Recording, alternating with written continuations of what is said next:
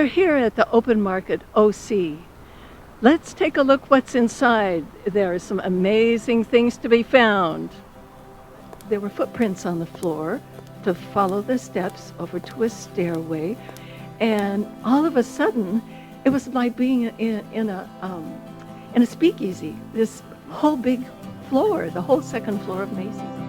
I'm here today with Ian Winterbotham, who is one of the co-owners and mastermind behind this unique marketplace. And Ian, I'm hoping you can tell us a little bit about how this place came about, the concept, and how is it doing? Well, it's doing great. It's a very fun and exciting place. We wanted to create something where the small business could have, exposure in a large retail environment. The challenges of running and owning a small business have become, increasingly difficult over the past few years. So we created this concept, found the space, and got it rolling. Well, have you had other enterprises like this? Have you done this with other malls? Or is this a new idea? This concept here on the second floor is a brand new idea. My partner and I have many years experience in the retail furniture industry, which is why we incorporated our first floor of the design center, home furniture. But this, independent type marketplace is something new. And how did you go about finding all the artisans and all of the different vendors? That must have been quite an enterprise. Where did they come from? They come from a variety of places. I went out to street fairs, special shows, other marketplaces on a smaller scale, and just found something where they could have a storefront 7 days a week. That was everyone's challenge, being out at these shows, and small markets was the early rise, set up, tear down, day after day, and they were just really tired of it. So we wanted to make a permanent marketplace at a price point that makes sense for them. I certainly understand, and I would imagine the artists are thrilled that they don't have to be here all day, every day. You have one checkout place for them to sell their things. Yes, that is one of the best features of this concept, is that you don't have to have employees. You can set up your store, you can merchandise everything, and then you can go do whatever else you need to do. You have the option to be here. It's always nice to be here and engage with the customers. But we've set it up where, if life takes you a different direction, you have the ability to leave and your items can still sell 7 days a week as if you were, at your store. Well, it just seems too good to be true almost. But I understand that in addition to the vendors and the artists, the different artisans, you also offer different events. You recently had a steampunk fashion show, I heard. What else is coming up? We have all kinds of events scheduled. We have 5 classrooms. We have our music stage, fashion runway. We have fundraisers. In a few weeks, we're launching our free kids art program, where kids can come in and sample different styles of art, and then get an introduction to our structured programs. This spring, we're having a very large art exhibition and contest. All of Orange County artists, 3 different mediums with great prizes. Oh my gosh. And then on a daily basis, we have classes and workshops. We do macrame classes, which is some samples right here. We do, succulent workshops, jewelry making classes, painting classes. Some of our amazing artists, run their own classes through here. And another thing we just announced was we offer free use of our venue space for outside classes and programs. We had some bunko groups, we had a knitting group, and they come and just relax, enjoy themselves. They can shop a little bit. We have our artisan food area with some amazing local food makers. I am here today talking with Cheryl of the Blessed Braid. Cheryl, tell me a little a bit about this. How did you end up doing this? And is this the first time you've had a retail operation? Tell me all about the history of this. Okay. Well, I've been making challah bread for many, many years. And I've always had really great responses from people. It's delicious. It's amazing. So I thought I should make it a business. And then I found Open Market OC, where I could market my challah to the general public and really get a lot of feedback and see if I get proof of concept from that. And so I said, it's a great opportunity. I can't pass it up. What a fabulous idea. And now, do you make this every day and bring it in? Do you take orders over the phone? How do you keep it fresh and all of that? That's a good question. So yes, I do take orders over the phone, and people can email me. They can also go to my website and order, and they can stop and see me here and say, okay, I need a raisin challah for next Friday, and I'll make them one. This is fabulous to know. You know, we have, living in Laguna Woods, which you do too, I understand, we have such a large Jewish community, and there are no really good Jewish bakeries around, as far as I know. So you are a welcome addition here. Oh, thank you so much. Now tell me, what are the best-selling breads that you have? Well, everyone likes the traditional, okay? And then I do have sesame seed and poppy seed and raisin. My favorite is the raisin because I like the sweetness, and it makes really great French toast. It's all dairy-free, no preservatives, all hand-baked, and it's my own recipe. I created my recipe, so it's unique to me. I'm so happy you could be here with us today, and good luck with everything you have going on. Well, thanks so much, Susan. Thanks for having me. Yeah, so tell me a little bit more about calendar stickers. I have not heard of that before. Of course, yes. So decorating your planner is a new trend, and I can show you an example of it over I'd here. love to see it. I'd love to see that. So decorating a planner that is like a calendar. Yes. So this is an example of a paper planner. We actually Right. don't sell the planners itself, but we sell a lot of like office supplies and accessories to decorate your planner. So for example, we have stickers right here. So instead of just planning with pen and paper, it makes it a little bit more fun to plan your goals and things you want to do and things like that. I love this idea. And at the end of the year, just think of what that whole calendar will look like. I mean, it will be a work of art, and you can look back on it Yes. and really remember very visually what you've done throughout the year. Mm-hmm. Thank you so much for visiting with us today, and I wish you well with your beautiful shop. Thank you so You are a much. very talented person. Thank you for having me. I appreciate Thanks it. again. I'm here today with Lloyd Walter, a wood-turning artist who lives in Laguna Woods. And Lloyd, I'm hoping you can tell me a little bit about your history with woodworking and how long you've been doing this. I'm a rather old fellow, grew up in the country, and so a lot of practical background in that, and did practical woodworkers most of my life, fix the shelf, fix the screen door, do the addition. But 19 years ago, I ran across a bunch of woodworkers in the mall showing off their stuff, and I thought I could do that. Bought a cheap $280 lathe, and I guess I liked it because 3 years later I bought a good one. Again, newly found wood in your neighborhood, so most of it's green, soft. People worry about that. They say, how do you draw it? I don't. I rather than dry it, I try to turn it immediately. Now wood, when it dries, it shrinks. So if it's drying on the outside and in the middle is still fat, it'll check. And so we don't want that. So we try to protect it initially, and I turn it as thin as I can. And when it's thin enough, like these are, it'll dry all the way through all at once and not have to check. So I'm just visualizing here what these pieces look like when you first found this big lump of wood. What's the first thing you do? I mean, you have your machine and you examine the wood, and how do you know what you're going to find inside once you start turning it? Well, if it's a wood I haven't used before, I may get some and try it. Sometimes with a little experience, you can judge how it's going to be, and you can see how hard it is, and if there's character to the grain, and particularly if there's color in it.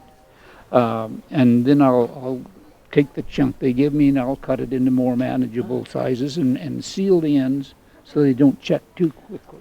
Got it. And now, how many different kinds of woods are we looking at? Which is the one that you find most easy to work with? And which the most difficult? At one point I counted something over 50 different kinds of wood. There's probably maybe a couple dozen here. The ones I like the best, I like manzanita. It's That is beautiful. regular, and you can see the pieces. That's the natural openings that are in it. And people worry about it flying apart when you're turning it. I can see that, but it just exposes the natural beauty of the way that piece of wood was grown. It's And I amazing. enjoy it, and it takes such a nice finish and a shine that, and the fact that a few people are afraid of it, it adds I can to the see challenge. it looks almost lacy. It looks so delicate, but it has just definite character. Tell me a little bit about this. The other pieces here. Now, whereas most of these are made from a chunk, like a chunk of firewood, this is, I bought lumber. You can see the levels of the pieces. Now, these are like wedges fitted together, and every layer is a different dimension. So these required a fairly accurate drawing. Okay, so each piece has not just this has been turned into such a beautiful piece of art, but it has a history of where that tree came from and how it grew. And can you tell how many years old some of these pieces are? You could count basically you can count the rings. It isn't a perfect answer, but it's pretty close to the age of the tree. All right. Well, Lloyd, thank you. This has been very educational. And I know I've seen your work at the Festival of the Arts. You are a famous wood turner, and we've seen there. At least amongst my family. Oh, we love it, and we're so happy to have you here at the mall. I enjoy it. Thank you, Lloyd. Thank you.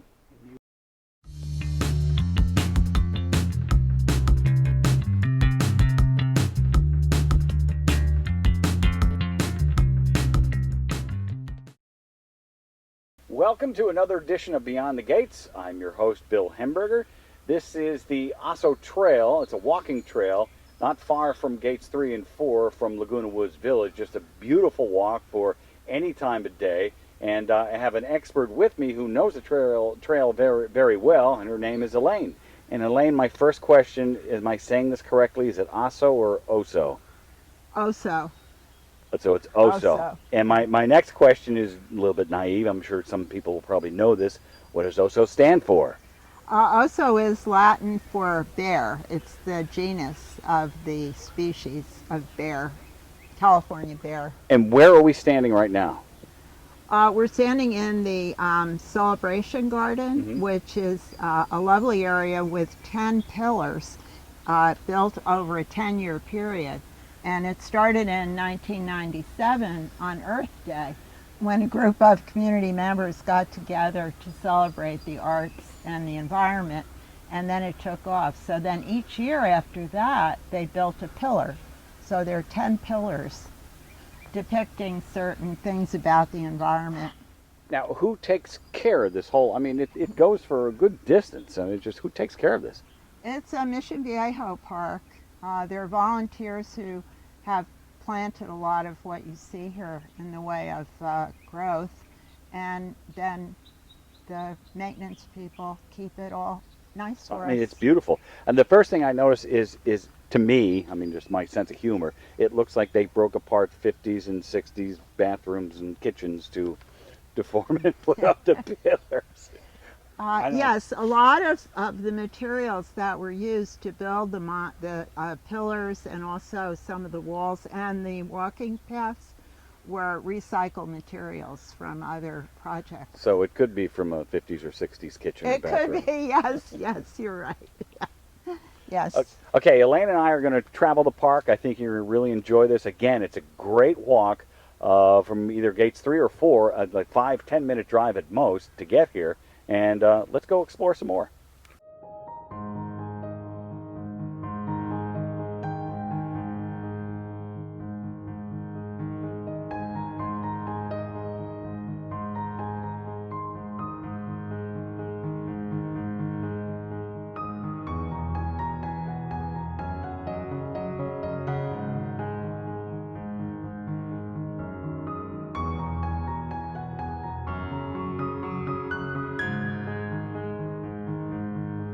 Bill here at the maze, and what's about maybe a quarter-mile walk across the bridge from where we were at Celebrity Park. Probably, yes, yeah.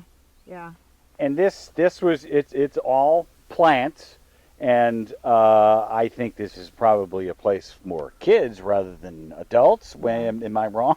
No, you're not. You're absolutely right. Yeah, they love it. They love it. It took Elaine and I 5 minutes to get to the middle here. So it is a maze, and it's quite amazing. But do you know what kind of plants these are? They look like boxwood, but I'm not quite sure. It's some kind of an evergreen that, holds up all year. Now, was this built initially with the park in 1997?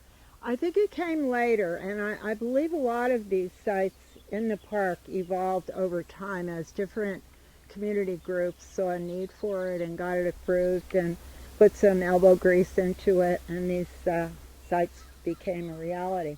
But one funny thing about the maze, I was here one day, and there was a mom with two boys, and she was trying desperately to get them out of the maze to go home, and they were just not having it.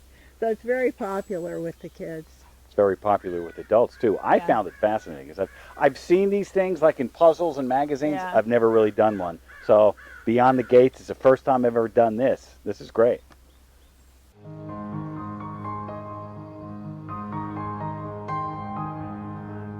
I lost my husband almost 5 years ago.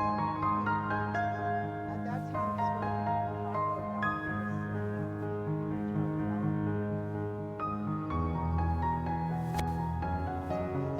the And Elaine and I have gone down about a third of a mile on the trail here to this obelisk. It's a beautiful piece of art. What is this?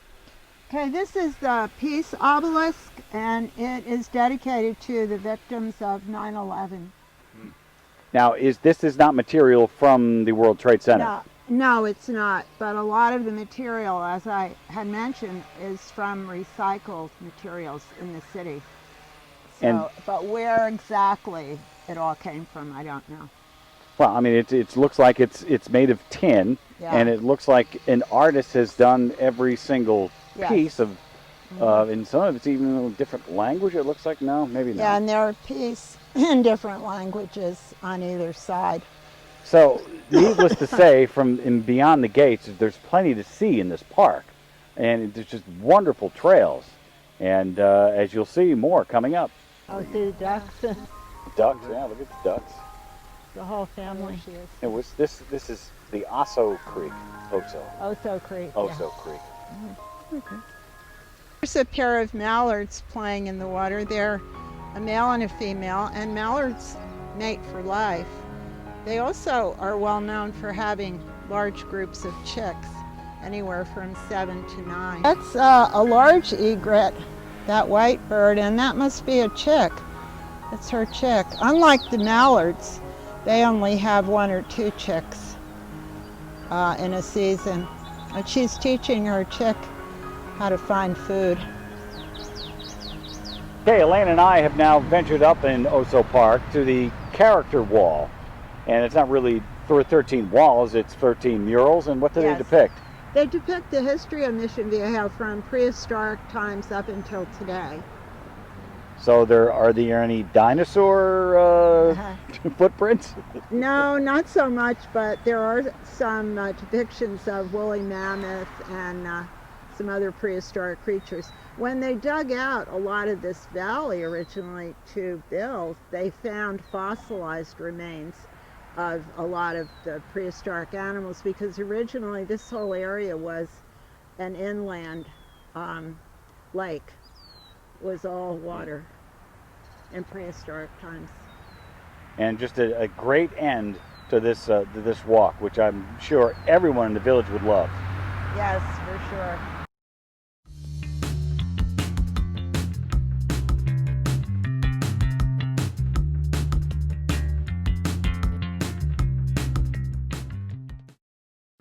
Welcome to Green Thumb Nursery. We are here at a family-owned nursery that has been here since 1965.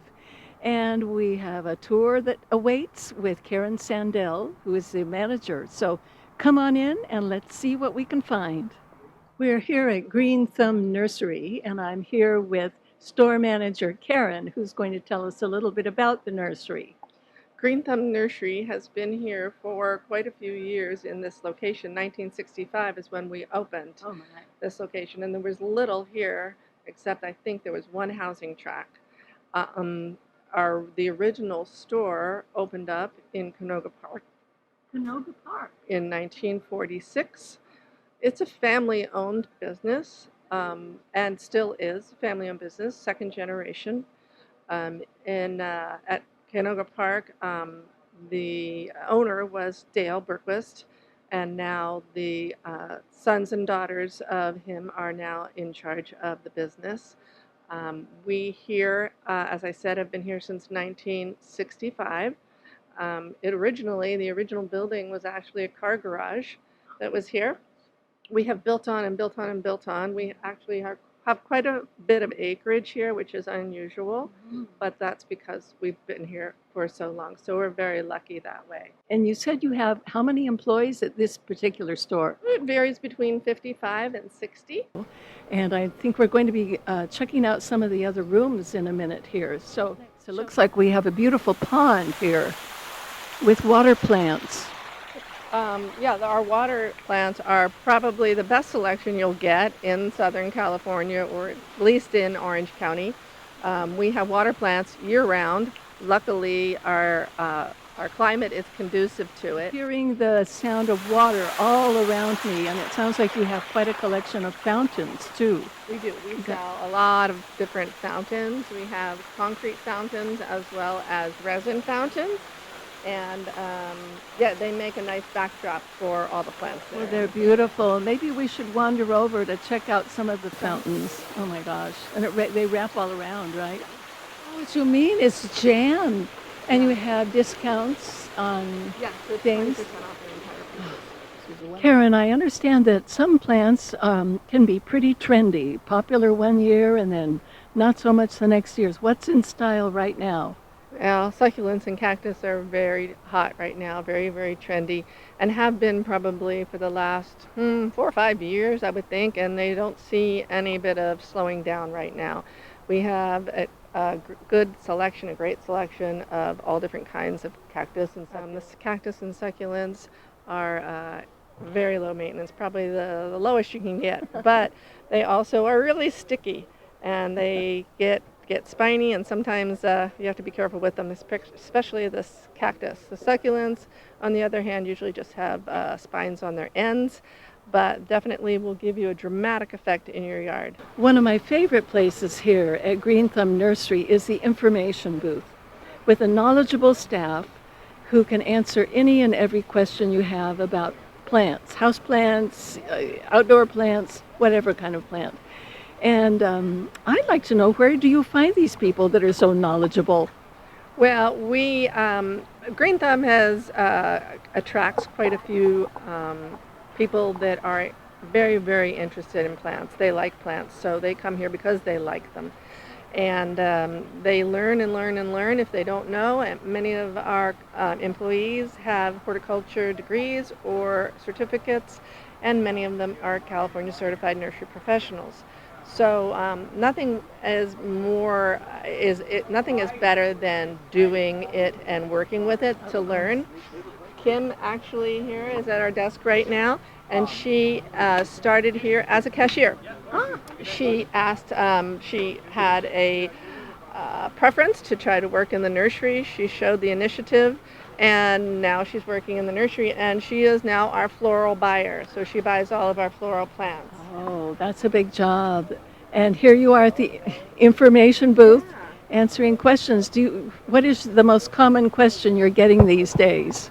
It's usually watering issues. People want to know why their plant's not thriving, and a lot of times it is the water, but it's our job to help them seek answers and make sure that they're doing the right thing to help their plants. So we actually just recently purchased a microscope where we can actually put leaves under there, and we have a little chart here that we can kind of show diseases, and we've got one on bugs as well, so we can take this in, let them look under the microscope and help them get to the root, no pun intended, of their problem. Very much appreciated by the community as well. Living in Laguna Woods, you are a go-to place when it comes to answering any question. And I've just discovered a new department I had no idea existed here. It's the miniature fairy garden department. And here we have the fairy queen, Sarah. Hello, hi, I'm Sarah Mata. I'm in charge of my fairies. I have beautiful fairy houses, and I have many different fairies. I have patio furniture for the fairies, and every single piece that I have here is just beautiful. And these pieces can be used in the garden to make a little, I will say, miniature garden. We also have another department that accomplished this, and it's the mini plants. We have a mini department for the mini plants. So this is our It's beautiful. a fascinating It's addition. a fascinating Is it so? addition, and it's very. Has it been here for many years? For possibly 2 to 3 years. And I have a lot of fairy customers. Okay, good to know. Well, Fairy customers, little fairy customers. little, of course. Thank you, Yeah, Sarah. you're welcome. Fascinating. It's my pleasure. Well, I see you have a substantial seed department here as well, Karen. This is huge. Do you have many people that plant from seed? Seeds are very, very popular. We sell quite a few. Grow your own is very popular because people are more conscious about natural and organic things, so they want to know what's in all their food. So we have a wide selection of seeds, from burpee seeds down to Renee's garden, and also botanical interest. And now we're in the patio furniture area that has not only beautiful patio furniture, but much more as well. Maybe you can tell us a little bit about that, Karen. Well, we have a variety of silk plants here, and these days the silk plants are getting so that you can't tell if they're real or if they're silk, and they're just amazing looking. And so for the people with the black thumb, they're very, very good. You know, one other thing I'd like to ask you about is an event that takes place every July. I believe it's called Ladies' Night. Oh, yeah. Could you tell us a little bit about that? Well, we do have a ladies' night. I think this year may be our 4th. I don't remember for sure. But it started out kind of slow as a small little event that we planned, and it just morphed into this craziness. And the ladies' night, we open the doors at 6 o'clock, and it lasts till about 8:30 or 9. We serve wine as well as just treats like, peanuts, popcorn, fruit, things like that. And everyone gets together. It's a very, very social event. And we give a 20% off discount for anything you want to buy that night at the event. But Karen, it's always a pleasure to be here at Green Thumb Nursery, and thank you so much for the tour that you've given us today. So, as you say, it's always a great day at Green Thumb, and we will see you all again soon.